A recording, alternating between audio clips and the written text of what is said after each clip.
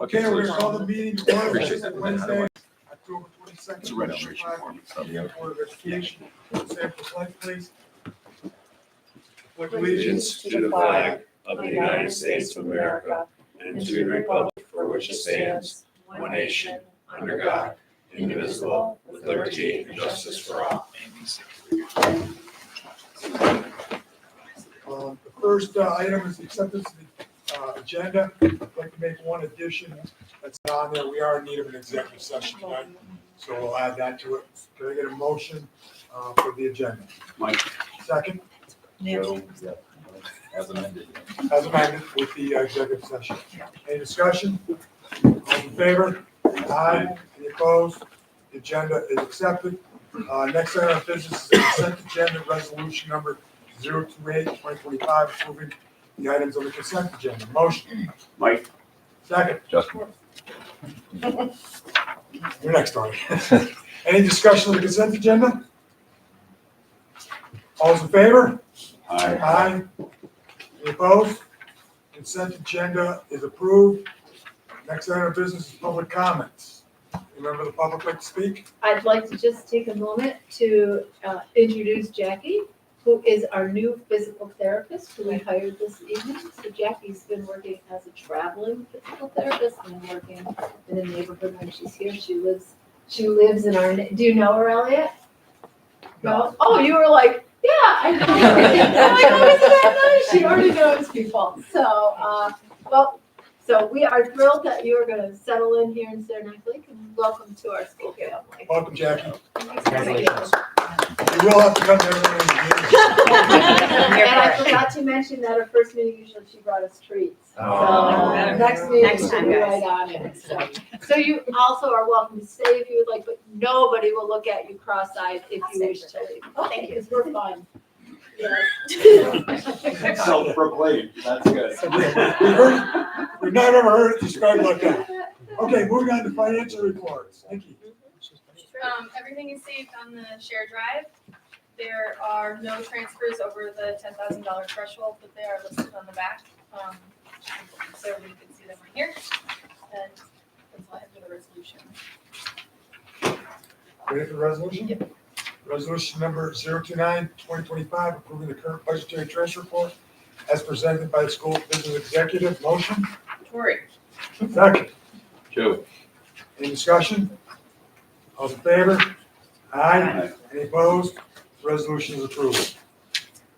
Thank you, and I just wanted to add that the annual state reporting, I don't know exactly what it's called, like the ST3 and all of the different reports that are due each year, was due by last Friday, and everything came back clean as of yesterday. Nice work. Thank you. Yes. That's all I have. Okay. Moving on to old business, capital project update. We are continuing to close up shop with the EPC project at Petrova. A couple of things still moving along, but all moving along, coming quickly to an end. We have a little work left in this building. We'll be working on towards the end of the week, and then we're making a plan for one last spot that we have some work that we have to do on the right way to do it. So that's all closing up like it should be. An update on the turf field. We had a very nice meeting last week, and we had a little extra money left in our contract allowance with Shaker Flats, that is the subsidiary of turf field. And so with that, that will include that absorbed into that is the extra paving that we did in the parking lot, and there was supposed to be grassy areas, and we said, yeah, that won't ever actually be grass.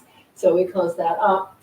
Not the water line, the sidewalk that you see that they've prepped for. Not sure it will go in at this point, but the equipment was all here, so it might not start till the spring, but they have it all prepped out. We'll include topping the tennis court. We will not be painting it because we're actually renting a little robot painter that will paint our pickleball information. Will paint our pickleball courts for us, but it does include all of the movable pickleball required nets and all of that. That all will fall under the contract, so no additional costs for any of that work. 10 acres, we're gonna put the 10 acres in. I don't think the tent anchors are in it. I think that's come out a lot. But what has gone in is a fence at this end for the pickleball, because they insisted I needed it, and I said, okay, so you're gonna throw it in, right? And so I think they're going to fix the fence. Which end? This end towards the roadway, Okay. so, which is where the pickleball courts would be, up at this end.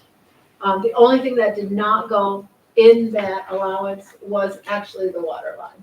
So they put in the water line today, have a little more work to do on it, but that's why you see the pile tear across the road. We're not sure we can get asphalt, it really is weather dependent.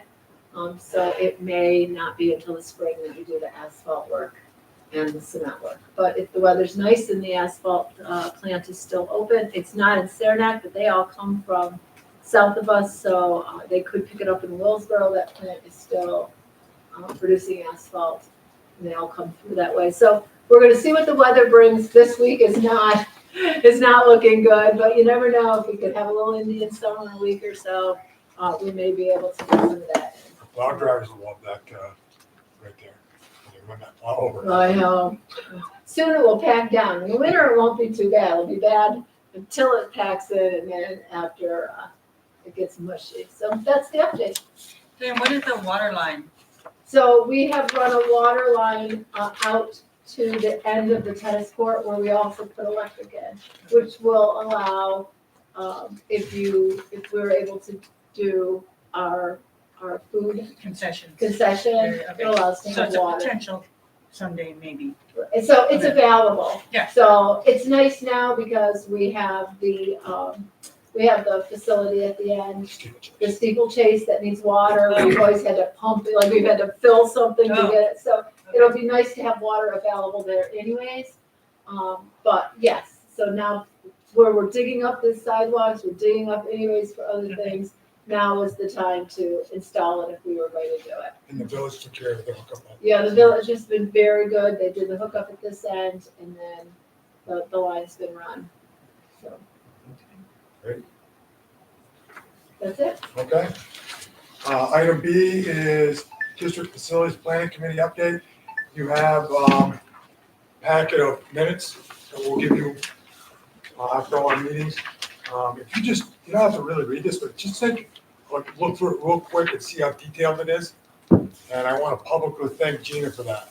She has done a tremendous job of very specifically and accurately recording our discussions. If you read this, it gives you a great understanding of what we're talking about and kind of progress that's taking place. It was an extremely long meeting. We were here well after 8 o'clock. It's not the ending? I didn't see the ending. It was a good 3 hours. Yeah, it was a long time, but we covered a lot of But it was a real, good 3 hours. yeah, it was a lot of base work that needed to be done.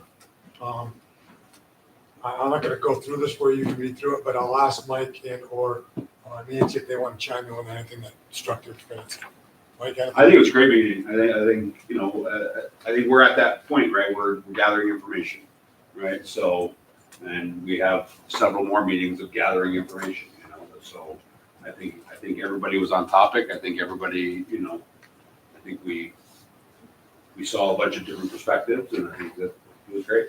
So, Nancy, anything you want to add? Well, I would, definitely encourage those board members who weren't there to read the minutes, but especially I found really very new information from, was the presentation by the transportation department on the potential ability to go to one bus route, a single bus route instead of a double bus route, morning and afternoon.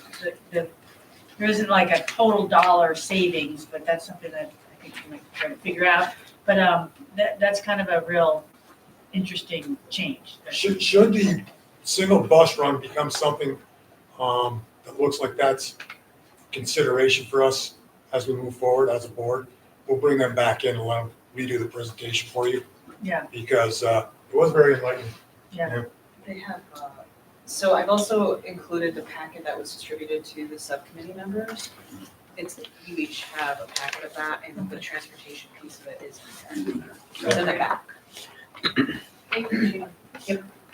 Yeah, it's pretty cool in terms of the detail on it. So We got a lot of people from the community and on the district side that are putting some serious effort and time into this to try to look at all aspects of it. So that's where we're at with that. Diane and I will meet Friday, try to chart for the next meeting. We've got some scheduling conflicts to close the meeting, so we're a little farther out. But I think one of the things that came at the last subcommittee meeting was a little better understanding of school funding, which we kind of take as second nature because we're doing it all the time. But I think other people in the committee would really love to see,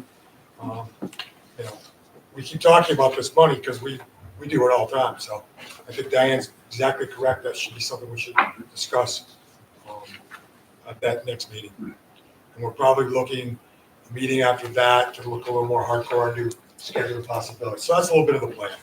Could be adjusted based on whatever. So hopefully they won't all be 3-hour meetings, but I think the group is serious about getting the work done. We do have some tours coming up next week. Is it next week? Thursday. 30th and No, 5th or 4th, something like that. 30th. When Yeah, is if it? any, The 30th at 5:30? correct. Is that your building, Katie? Yes. In the bus garage? Yeah, if anybody wants to come to it. Yeah, you're all- Invite Right. the board members. High Everybody school is the wants- 5th. Thank you. And then the next one was the 4th? Fifth. No, Fifth. 5th. Wednesday the 5th. Yeah, high school. High school in Petrova. So we're moving along. It's important, I think, before we get into real hardcore ifs and buts about scheduling, et cetera, that we do this background information on process and budgets and money and size, all the factual data stuff before we start making decisions based on, things that aren't numbers. So that's what we're doing. Okay, moving on to new business. The item A is the 24-25 assessment attendance inspection data presentation. Our building admin. On the clock. Jackie, we're giving a quiz on it. Oh.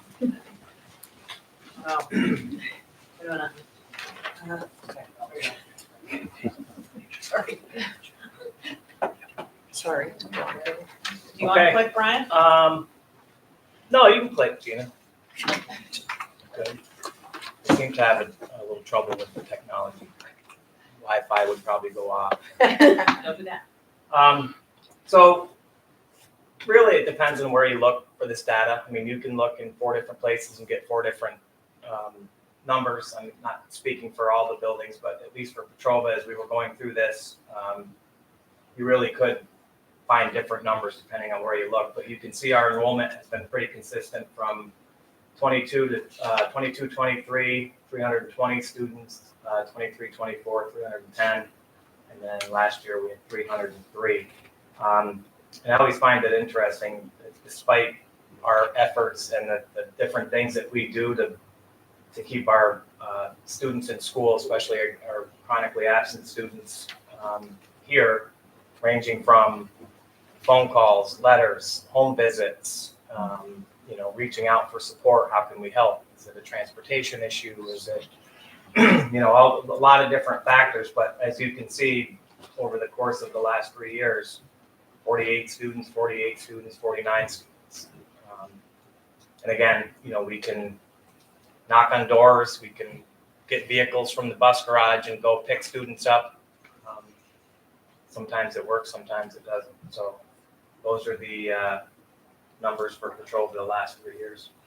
And there's Bloomingdale. Our enrollment for those 3 years was pretty consistent. In 2022-23, we had 101 students, 2023-24, 98. And then last year we had 104. And so our chronically absent was almost 12%, and then 6%, and then 12.5%. Last year, we did have a few students who had some serious illnesses that spiked their attendance a little bit. But same as Brian, we have given a lot of support to those families to try to figure out how can we help. I remember many a time Brian knocking on a door at Petrova, and we just try to figure out why is the student not coming to school. A lot of families are taking extended vacations during non-vacation times, even though we give them a really generous spring break. I know for our building last year, we had quite a few students take off 2 weeks prior to spring break. And that means they're out of school for a month, which instructionally at our level is really detrimental to the students. So even though we put it in every newsletter, right, Brian, attendance is key. I feel like since COVID in particular, attendance just has slid, the importance of being at school. And sometimes parents are giving kids a choice. They didn't feel like going to school today, so we're seeing some of that too. Anybody here have that choice when they're going to school? Yeah, that never happened for me. So looking at suspensions over the last 3 years, look at last year, the number of incidents was up, but the number of students was not that far up from the prior year. And the infractions in particular might have been ones that required based on the code of conduct or various things, it could have been a 5-day suspension. So it looked like these 33 days, but it wasn't like there was a huge spike in the number of students who were getting in school or out of school suspension. It just depended on the severity of it. And, we want to hold students and families accountable. And, if a student is being unsafe or using inappropriate, language, whether it's a slur or whatever it is, we take that very seriously. So yeah, not anything crazy from 22, 23 to 24, 25, but just wanted to point out that spike in days was due to the intensity of the infraction. Dale, we didn't have any suspensions other than 23, 24. We had one in-school suspension. Most of the behaviors are really dealt with behavior support plans and things, but we had one incident. And there is our state testing data. We grouped it by grade 3, 4, and 5, and then on top you'll see ELA and math underneath. The red is non-proficient, and then the dark blue and gray is proficient. So Brian and I kind of added those two together. So for 3rd grade, for ELA, the total proficiency was 63.24. And then for math, it was 54.42 for 3rd grade. So a lot of factors go into state testing, and we look at the data and say, okay, where are we falling short? Is it particular grade levels? Is it particular teachers? Is it a certain cohort? As a matter of fact, I brought, not that we need to go through it, but here's an example of, I won't say who the teacher was, but this is a packet that our 3 through 5 teachers got in their mailbox today, and they'll be discussing Friday afternoon, pretty much the whole afternoon of our conference day, looking at the data, looking at the trends, looking at the standards that, at a particular grade level, we may have, our students didn't perform well. So really drilling down what the data says to inform our instruction moving forward. A lot of things, the curriculum mapping and next ready classroom work that Melissa is doing. We're looking at different programs to boost our curriculum. Katie and I actually just participated in a webinar last week in regards to a 3rd edition coming out for our ELA program. And a lot of the places that we were falling were due to, that particular program not being strong enough to hit all of those areas, and teachers having to supplement with different things. So there are areas that we're aware of. We're drilling down to figure out where the breakdowns are. And the testing did not on our part necessarily, but it did not go well, specifically with ELA this year with at the state level with, the internet would come in and out, and then they would say, okay, I guess we're done for the day. You're going to have to finish tomorrow. So a student might have been in the middle of an essay or not making any excuses, but it was very frustrating for the staff and even more frustrating for the students who are trying to concentrate and do well on the test. When we look at those numbers, it may say, but it's kind of small. What percentage of students did not take the test? Were students that don't take the test for one reason or another? Yes, They're absent it's or? very small. We had a few who opted out, Okay. but I know I only had one. I think I might have had 4. Because in the past, we saw pretty large opt-out Yes. numbers, Right, and that could kind of skew it a little, right? yes, definitely, That's why I asked if there were. Yeah. yeah. Are we gonna get a copy of can we get a copy of this one? Sure. I have it shared on the drive through. Thank you. Do we have, I'm just curious, not because I'm like, so this is grades 3, 4, and 5 last year. Do we have, I'm sure we do, so like, if the track like this is so the kids who were in grade 5 last year, where they were 4th, 3rd, then obviously we hit the COVID time is bad, but we Could can you kind of see please pass trends. these down to Mr. Garwood? Dr. Garwood, Yes, I mean, we can drill down as far as we Are we want, gonna do as the far road as discussion again tonight? analyzing the data. Garwood. No, I remember the testing, yeah, I dealt with a worker, I'm not sure who was freaking out because of the computer glitches, so yeah, no, that was not anyone's fault either, that was the New York State. Yeah. Uh, When Brian and I compared last year's scores in the same grade level, you do see some movement, which is really hopeful for us that the curriculum work is starting to sort of come into play a little bit. I do think the readability of the state tests have come into question, that the readability is much higher than their actual grade level. And also taking a computer-based test for a lot of our students is a brand new experience too. So that's a skill in itself.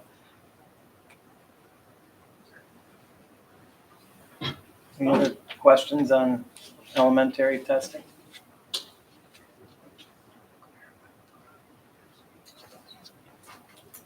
I have to go, so I want to ask one more question.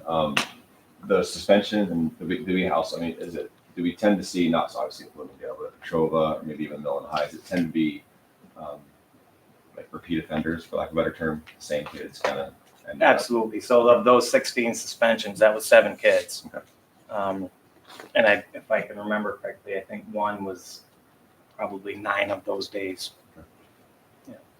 And we don't just suspend and, oh, you're suspended, you know, Right. see you when you get back. I mean, we're working hard with our mental health team, with parents, you know, to educate. So when a student makes that, you know, decision that wasn't a good one, they're not just walking out with a consequence. They're, you know, we want to help them understand how that affects them and affects the people around them and what their future looks like. So, Wrap it up. yeah. Is there also, on that same train is, you know, from one year to the next, does it tend to be the same kids that track, you know, who have? It depends. We sometimes joke that, you know, when one starts to get it together and, you know, we're on a good track, then somebody else tends to take their place. But, you know, there are a handful of students that have a hard time with school. And they, you know, their behavior shows that. Year after year, yeah. Mhm. So it's both. Yeah. Some kids settle down. Yeah. When they get to middle school and settle down.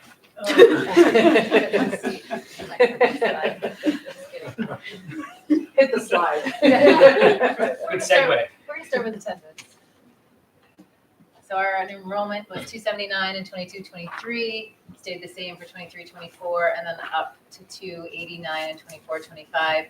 Students who are chronically absent are students who are absent 10%. So we had 51 students who, which is 18% who are chronically absent. So students who are out 18 days.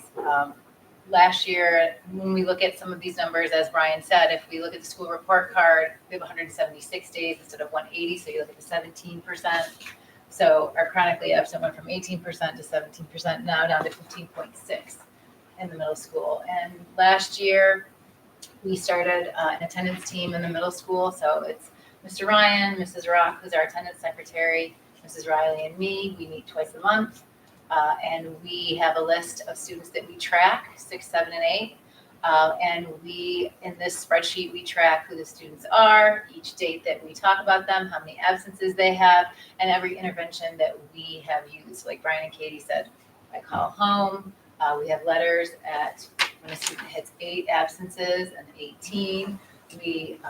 23 triggers a family meeting. If we have not had that family meeting already before that time, due to academics, we will do everything we can to get the family in to come in and meet with us to address this.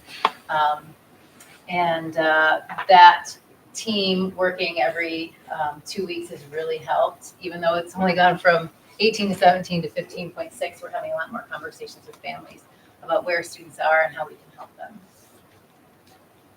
Our suspensions are a little bit different than the elementary school. 22-23, this was my first year. We had 46 incidents that resulted in 26 students having 81 days of in-school suspension. Out of school was 37 incidents with 20 students and 120 days. As these years continue, 22 to 23, or sorry, 23 to 24 and 24 to 25, we started, Mr. Ryan and I started working a little bit more on our students who had out-of-school suspension, and when they were suspended out of school for being unsafe or threatening behavior, we took those incidents and we had them see their counselor. We met with the family when the student was suspended, and then we started re-entry procedures. So any student that was coming back on campus was going to have a re-entry meeting with their counselor, Mr. Ryan, me, the student, and during that meeting, first thing in the morning, we talk about what happened at home, how are your academics, we welcome them back, we talk about a fresh start, how can we support you, who is your trusted adult in our building, and then we have them go into in-school suspension. So instead of having so many out-of-school suspension days, we take 1 or 2 of those and bring them into in-school so they have time to meet with their counselor, sit in mediation if this is a problem with another student, or sit in mediation with a teacher if they had a problem with a teacher. And we find that this kind of soft landing back into our community is much better for our students. It gives them time to get caught up in their academics, meet with their teachers and their counselors.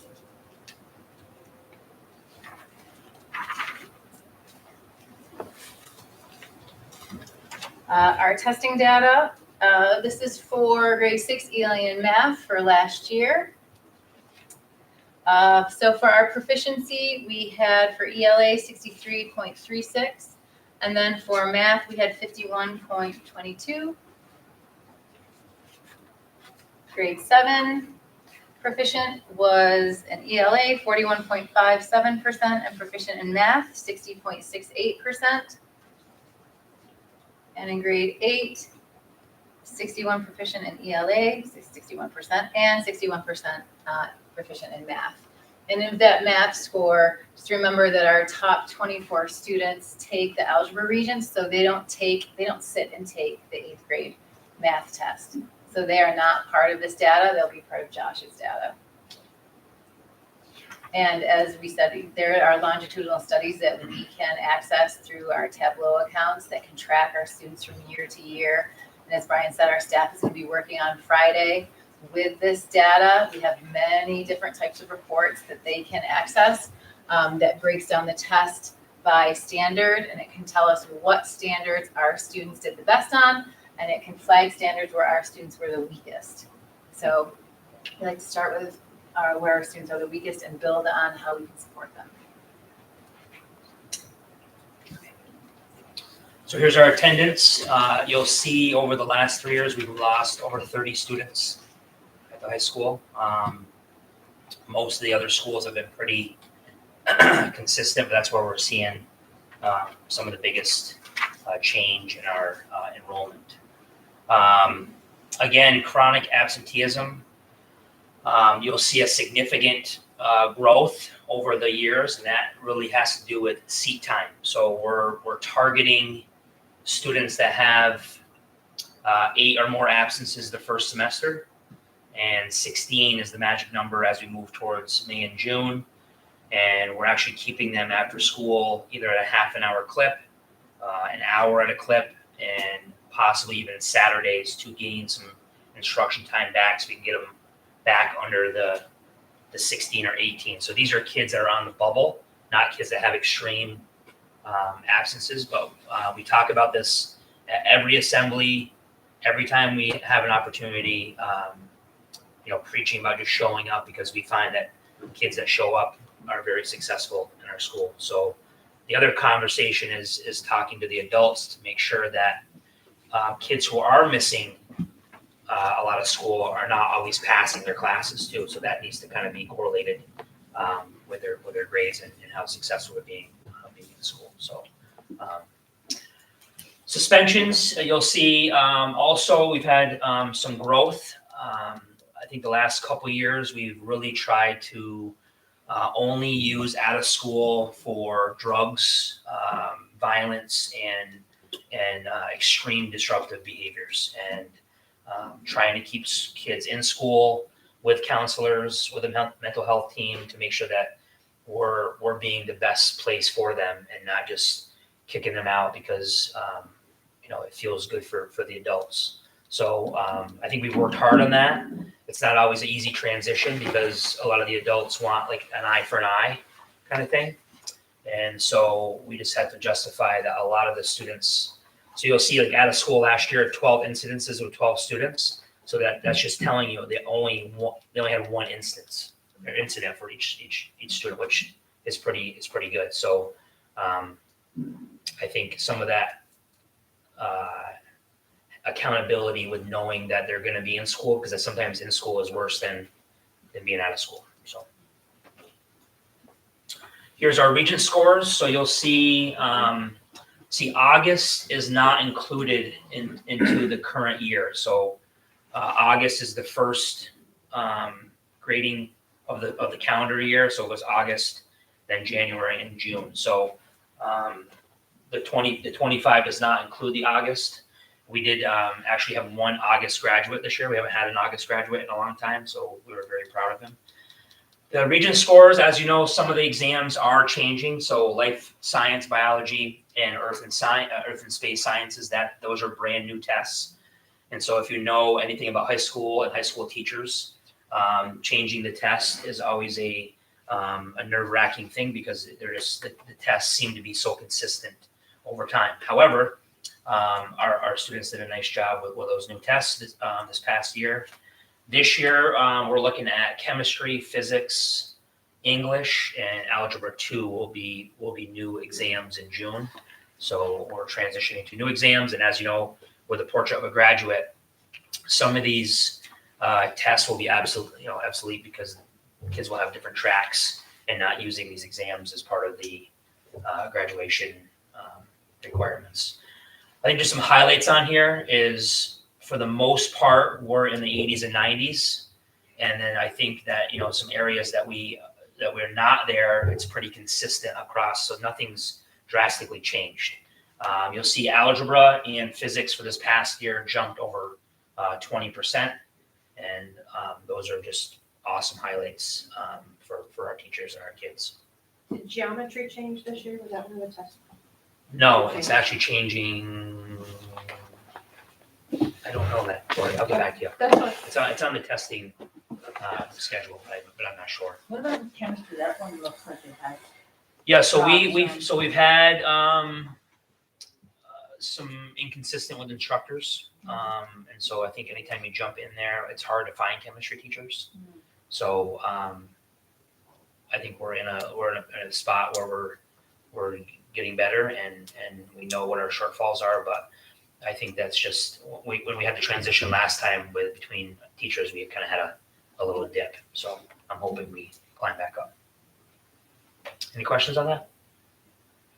And these percentages are basically proficient. Like if you obviously some tests it's 3 and 4, but some tests have a grade of 5. It could be 3 to 5. So they're all kind of different.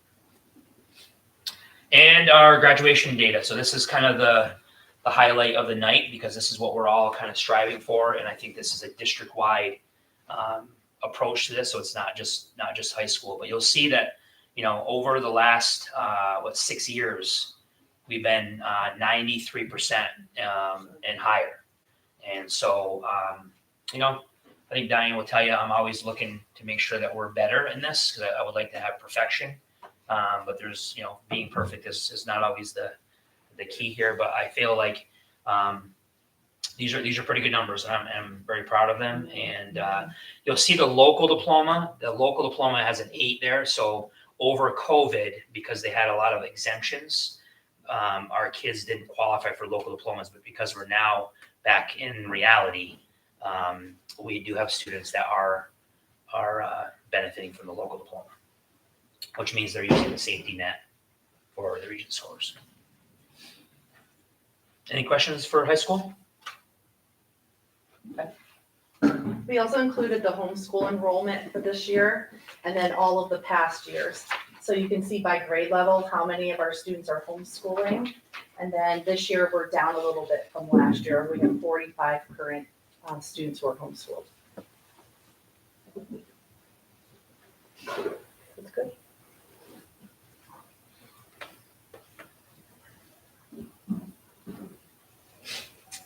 And those are just some of the things that we're doing at each level to intervene. So at the elementary level, as Brian said, we're working on our Tier 1 curriculum, our MTSS, our multi-tiered supports, and Tier 1B interventions, which is our small group interventions for students. And we're just really trying to get an elementary focus on strong instruction and using the data to instruct. I think one thing to point out here, where it says Tier 1B, that's kind of new. It's not kind of new. It is new. In the past, it was Tier 1, 2, or 3. You know, Tier 1 was your classroom level interventions that you do with all the kids.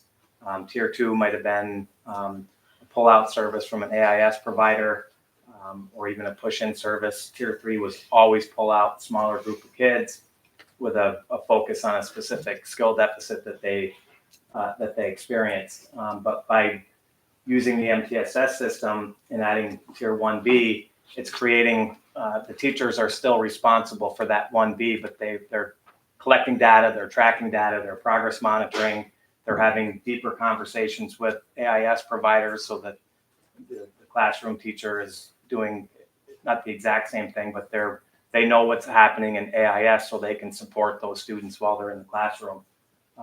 So this is something that, you know, our teachers are working through. We have an hour-and-a-half session on Friday as well, you know, to help some teachers along with, you know, putting those interventions into our RTI Direct system.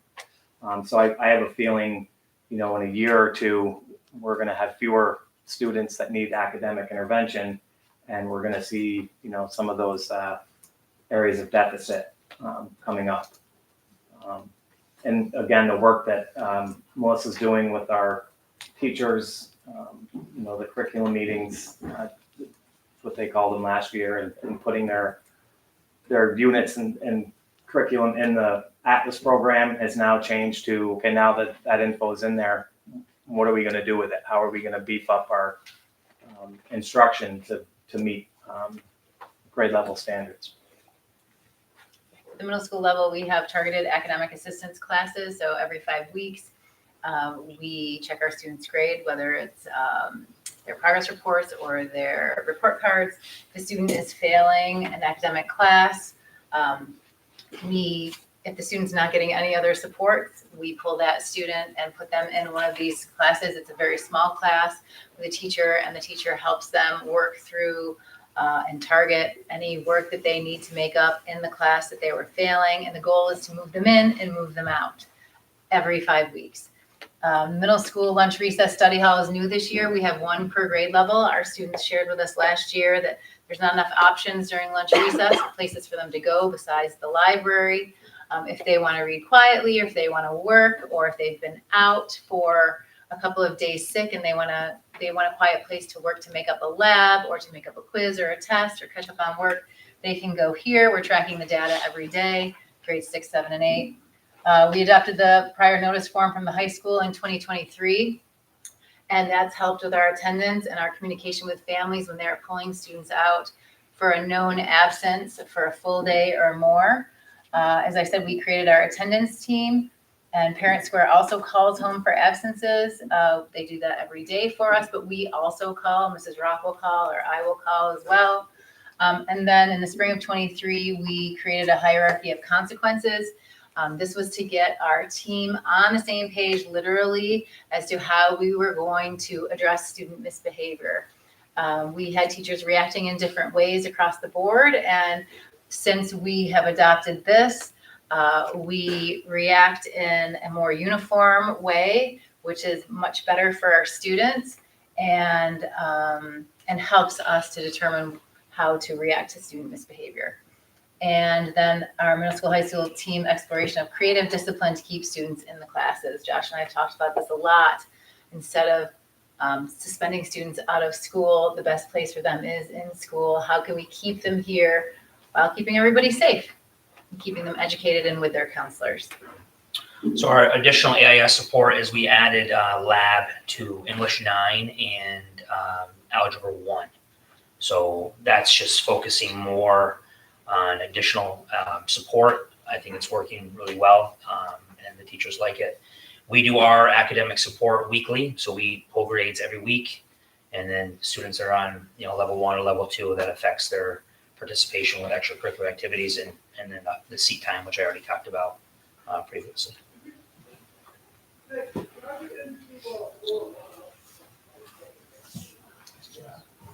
Nice work, folks. Yeah. Thank That you. was very informative. Can I ask a general community question? So you've been doing this a lot of years. Are you noticing, like, we know that a lot of these trends are impacted by out of school factors. Are there things that you're noticing in the community that are contributing to these trends, or are some of these trends getting better? Just thinking about some of the issues in our community and how they trickle into schools, and then we have to kind of triage those things. Our students are dealing with a lot of stress outside of school, whether it's familial or community, where they live. And sometimes these are adult stresses that they can't do anything about. So we try to really work together to make sure when they're with us, they have enough supports with our mental health staff and with us, as I said, to keep them in school. Do you feel like you have enough of that, of those staff and of those supports? Because I know over the years we've had conversations about making sure that we adequately staff and fund that stuff. I would say in the 13 years I'm at the high school, we have nicer kids. Like, I feel like we have nice, supportive kids that do appreciate their other students. So I feel like that's been a big change. I also feel like we change a little better. So like when we have students that come in there that look and act differently than maybe did 10 years ago, it was like, oh, the kids have to conform to what we're doing. And I think that has changed drastically in the 20 years that I've been here, that we've really been calculated on changing to the students and not having the students change to our, which I think is that might sound like it's it's huge. a minor thing, but I think it's huge. And I think that the students understand it. I think the families get it, but I feel like we've had to change drastically in the last 10, 20 years. And I think that that's hard work to do. It's not easy, but I feel like we have to, we're constantly changing. So Was it part of our being welcoming and inclusive for students? I mean, that we, adapt so that our students. but I think it's just I think it's just a kindness thing too. Like you can't expect everybody to follow the same path. That the path is 20 years old. So you get a change. That's a consistent message, especially at the middle school. From the first day of school, our assemblies and every quarterly assembly is kindness and accepting and how to support each other. Are you seeing like more housing insecurity, drug use that's impacting families? Is that increasing, staying the same? Just kind of always? I would say for our kids down. Hate to say that out loud because that could change. I feel like their outside use is up. Housing, it's hard to say with high school kids because they're so private. And they want to come to school and not be judged on any of those things. So I think they're just trying to function as best they can. I don't know what you would say. I feel like at the elementary level, our kids know a lot more now than they ever did about what goes on at home. Yeah. They're not sheltered from, the domestic violence, the drug use, not even so much from their family themselves, but through social media. Oh, I heard this, I heard that, and then you hit send, and all of a sudden everybody knows. And I think our kids they're seeing and involved in some pretty scary things, whether it's them personally or that they're witnessing in their family, or their neighborhood. They know more than they should. And I feel like when that happens, we have systems in place to support them. Absolutely. I don't feel like we are lacking in our team or what we can do. I feel like when those situations present themselves to us, we know what we're doing. And those teams talk more than we ever have. Like they have an opportunity on Friday to meet and discuss some things. So I think they have more time where they're trying to make it consistent from K to 12, whatever that is. I will just jump in because I think everybody knows their world, but Erica and I know all their worlds. And I'll speak for Erica, and then she certainly can speak for herself. It seems to be the number of students and what they're dealing with, what students are dealing with is getting more intense than it was even when we started community schools and I started having a picture of district-wide what was going on.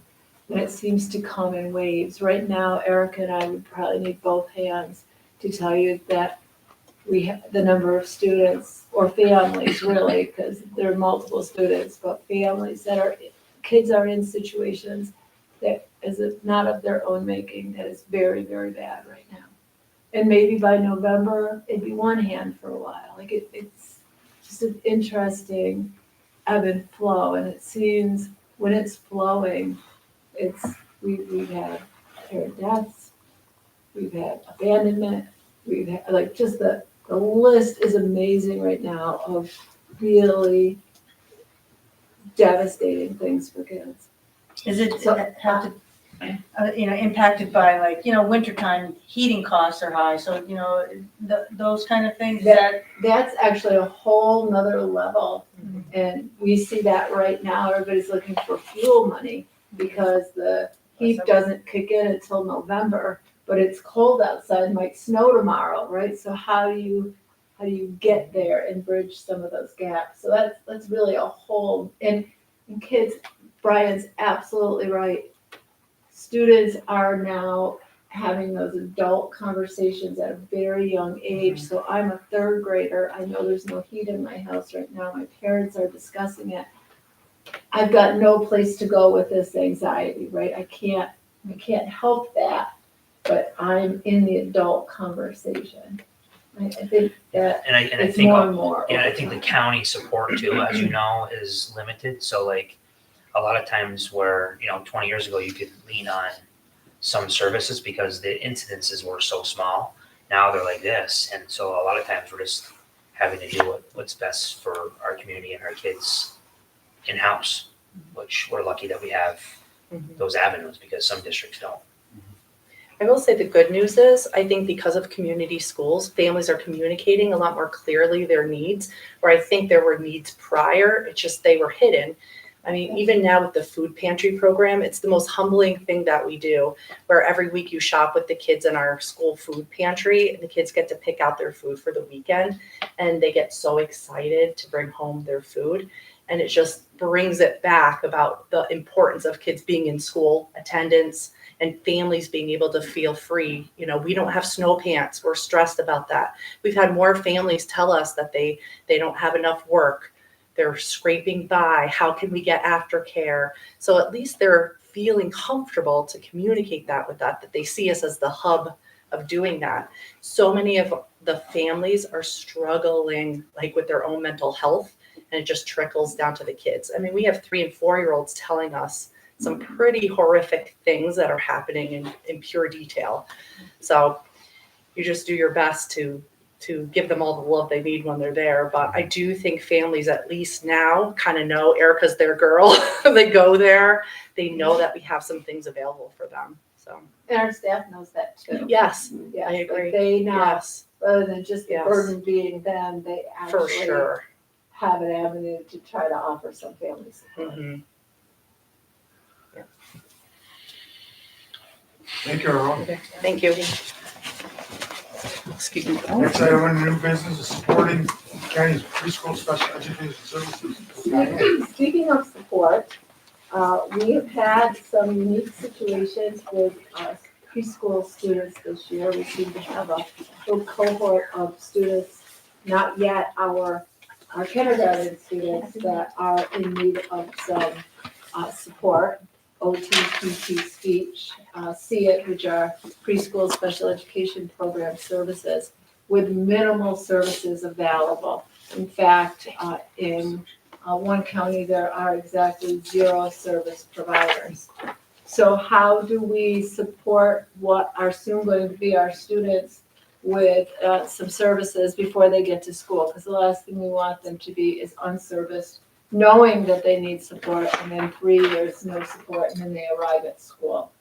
So Suzanne did some work to figure out why, when we have some OT, PT, speech, special education teachers, they're not actually doing a little side business and working for the county and providing some extra support in the community. One of the things that came up again and again is because they need their own insurance. And they have to do their own billing with the county, right? They're standalone. I see Joe shaking his head because you live this, and Justin lives this with his wife. So the problem really is insurance is very expensive, and then you've got to be your own accounting firm. So we talked to the county about this, and we're going to be coming to you next week with a contract. It's going to cost us a little money, but not a lot. They can fall if the providers work for us as an employee. Does it cost us any more money to put them under our umbrella insurance?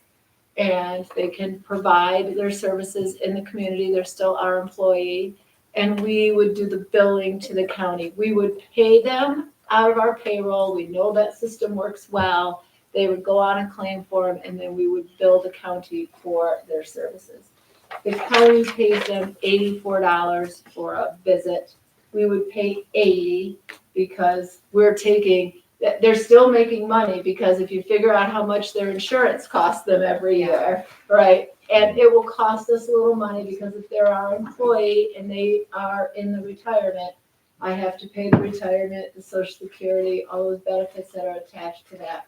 But what that means, we've already put out some feelers to see whether or not we could find anyone who was interested, and the answer is yes. We have people interested in doing it this way. So for a little bit of money, we are going to be able to provide some preschool services to kids who would otherwise go without preschool services.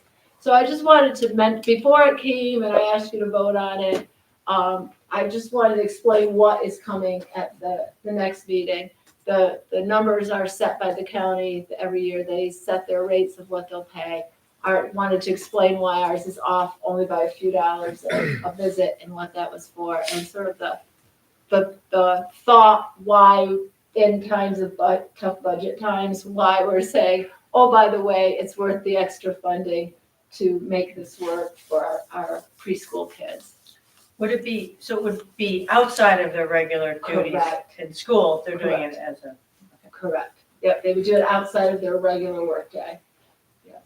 In my new position at the Charlie Center for Independent Living, the number of people and the number of calls that we're getting, particularly these little ones, Yes. is overwhelming. And the parents that just don't know what to do, and everything you read, all the research says, the earlier these kids get intervention, to be crass, the cheaper they are in the long run. If they get the services, if we can help get those services at a reasonable cost for these little ones, in the long run, it will save us. And that, I'm really appreciative to hear that. That's really exciting.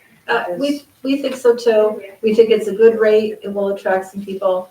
And we take all the guesswork. You'll get paid on a regular basis, right? We hold the waiting for the county to get to the payroll and do the insurance piece. It allows the provider to provide the service and not have to be the business side of things. And it's just, Yes. this is just within the Saranac Lake School District, Correct. or not the whole county? No, it's just for ours. Yeah. It's for our students, or those who we think will be our students. Yeah. Yes. Yeah, good. Because Suzanne is the committee on preschool special education, so she has a handle on who those students are, what services they need. Are other districts doing this? Timber Lake has done it a little bit, Okay. yes. And then we have other districts, Chateaugay, who actually runs an intensive preschool and receives some services that way through an intensive preschool service. But that might be But something, it's a if really, we can work the bugs out. it's their UPK It has a real name for it. I can't think of it off the top of my head. 3 But they have an intensive, it's got like an IH something, I can't remember what it is, but it's really a high needs UPK. 611, and then they run a 3-year-old, which actually I asked Erica to look into, but there's no funding for it at the moment. Because that was our next step, was to provide perhaps a preschool 3, which means those babies are 2 when they're coming to school, but we have good community-based organizations, but when you're in a building where the PT person is walking by and seeing you in the hall, the speech teacher is interacting with you at the water fountain, there's just more of a chance of picking up those things, but there's no funding for a P3 right now. So that will come for our next meeting.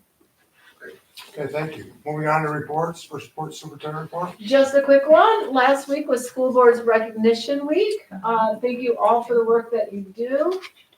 It is a pleasure. I tell people all the time, I was gifted the opportunity to go out with a steady, really hardworking, thoughtful board, and I appreciate that every day. As you know, I've worked for a lot of people over all the years that I've been here, and this is a really well-working group of people. And we mentioned it earlier when we talked about the facility study, that people don't really know what you do. People really don't know all the work that you do behind the scenes, but I do, and I appreciate that every single day. So thank you very much for doing the work that you do.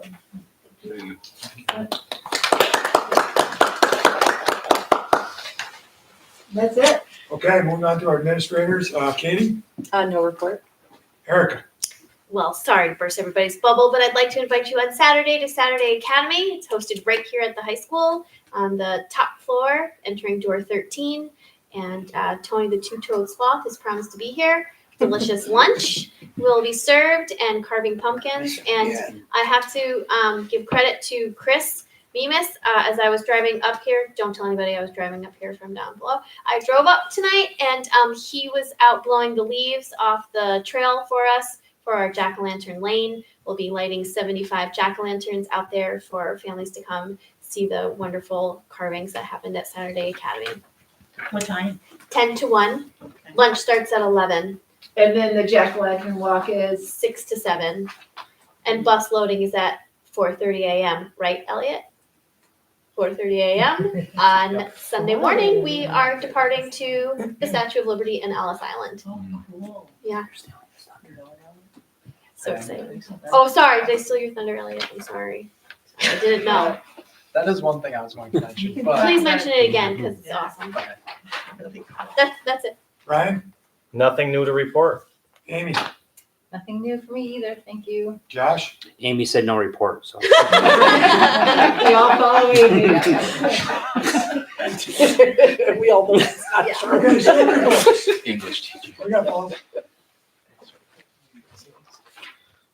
so we had our PSATs today, which I think that I talked to a lot of people who took them, and there were a lot of mixed. Some people thought that they were very hard and thought that they failed. Some people thought they got like a 1550. So Time will tell, right? We'll report back and let you know. So we also have our writing retreat, which is coming up, I think, the 30th and 31st at Paul Smith's. We also have we've had multiple college visits. I think SUNY Oswego was yesterday, and Clarkson also. And we have a couple more scheduled coming up, which I've gone to a couple, and they're very informative. On the sports side of things, there are many playoffs happening now. It sounds like there's been a lot of attendance. I've made it to several games. I even went out to Malone with a friend to support a former Saranac Lake student to watch his homecoming game. As Mrs. Bozzaio mentioned, there's the upcoming Statue of Liberty trip, which I've seen. There was almost 40 people on the Zoom or Google Meet last night for the information, which is great to see just how many people are actually interested in coming. And then next weekend, there is the trip down to Schenectady to see Wicked, which there have been many of the students in like the musical community at the school that have been very interested and will be attending. And that is all that we have. Perfect, thanks, guys. Ellie, does the Statue of Liberty trip part of a class? Is it part of a sign-up? Is it just a trip? It's a sign up. Okay. 21st century. And then Okay. Mr. Claus provided a workshop on the Statue of Liberty and Ellis Island. We had a class after school, Cool. so you got a good dose of what we're going to see. So next meeting, just a little report on how that went. Yeah, It's a really profound place. Yeah. Enjoy it. both places. Both places Yeah. are really profound. Cool. Okay. Moving on to our committee reports, Nancy?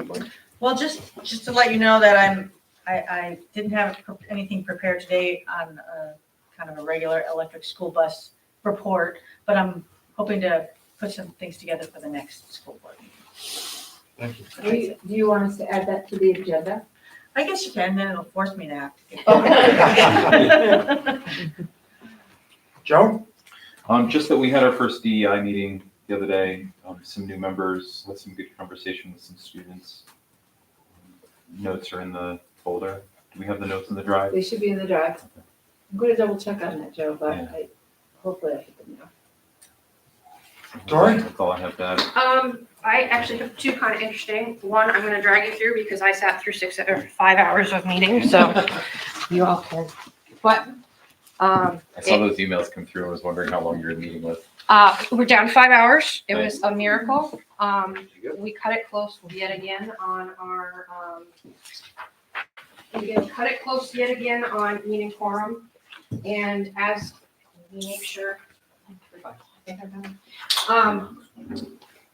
one of the things, if something should happen to me or some other person desire to take this over, why it is so important that we continue to participate is that the not recommended resolutions are at the very end of the meeting.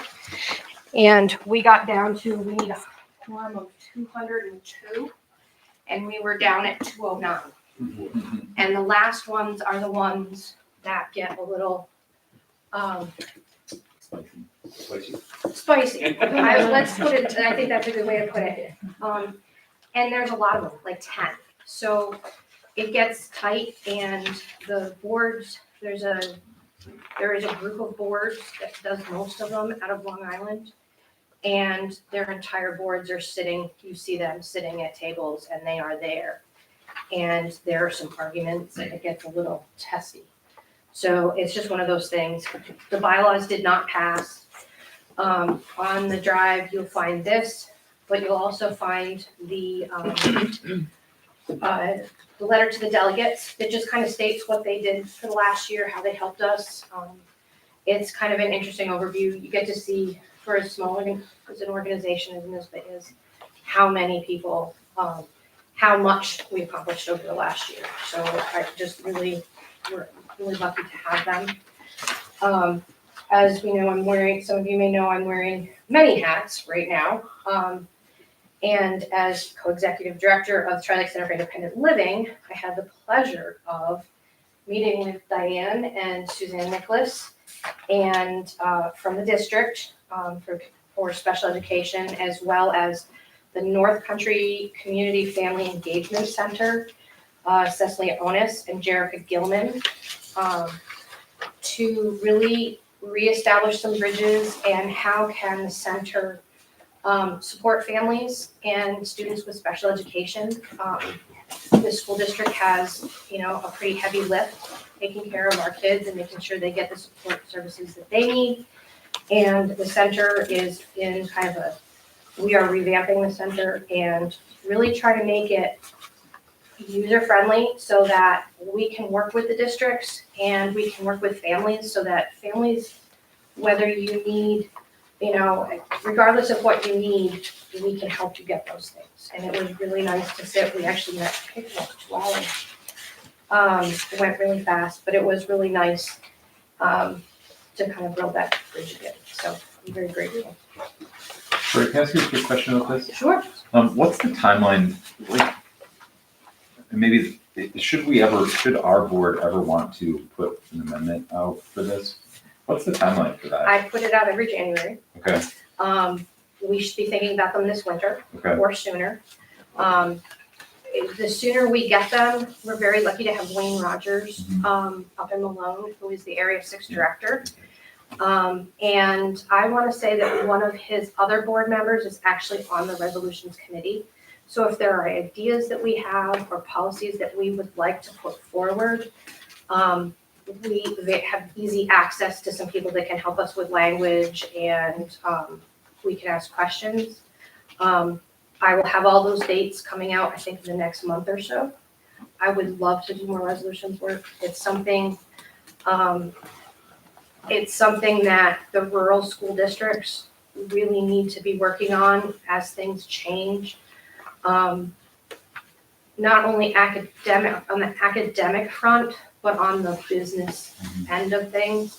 The rural school districts, excuse me, really need to start standing, because the big five, the big five have an additional vote. They have an additional representation. And then they have additional boards that are working for them. This year, Eddie Webinaro from the Peru Central School District, they always put a couple forward. Plattsburgh.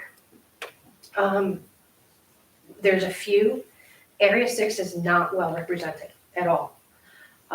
In fact, if you look in the letter to the delegates, as far as Area 6 goes, I think I'm in there 3 times, because there's just not a lot of participation. So I would love to do that. Yeah, I'm just wondering like we don't have to have this conversation now, but just which issues would be worth. There are specific issues that we deal with specifically around, we've been talking about the taxation issue for a long, long time on property values in rural districts. So. Yep, no, it'd be great. I would love to be on it. Diane, maybe as you think about heading out, what are the structural issues that really need to be changed that we could advocate for? Yeah. I don't know, you have a better sense on some of those than we do. Thanks, Rick. Thank you. Mike? Nothing to report. Okay. We are in need of an executive session to discuss the medical, financial, credit, employment history of particular person corporation, matters leading to the appointment, employment, promotion, demotion, suspension, dismissal, or removal of a particular person or corporation. Could I get a motion to move to executive session? I'll second. All in favor? Aye. Any opposed? Thank you, everyone. Thank you. Thank you. Anyone see Dr. Henderson?